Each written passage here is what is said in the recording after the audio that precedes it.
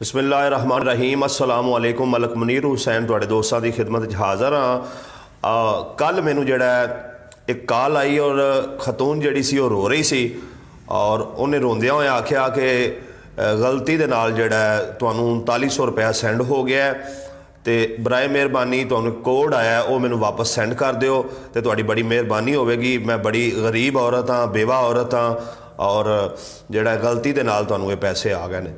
तो मैं जिसले उस मैसेज में चैक किया और एक भाई जिहड़ा दुकानदार है उन्होंने कोलों रहनुमाई लई तो उन्होंने दसिया ये फेक है।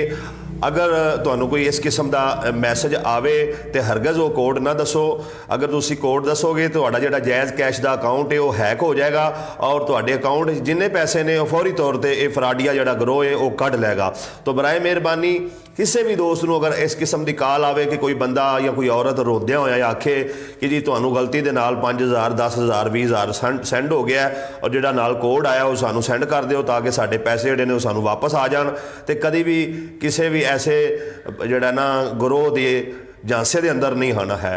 अपने पैसों की हिफाजत करो और ये मैसेज जिहड़ा दूसरों को भी समझाओ। इस गल नूं जिहड़ा ज़्यादा तो ज़्यादा शेयर करो ताकि जिहड़े दोस्त अहबाब ने वो लुटन तो बच जान। और शरकपुर इंदे बहुत सारे केसेस आ रहे हैं। मैं PCO ते गया वहाँ, बहुत सारिया दुकानों ते गया वहाँ तो उन्होंने लोगों ने दसिया है कि ये चीज़ अजकल जिहड़ा बड़ी जोर पकड़िया होया ने पूरे पाकिस्तान के अगे।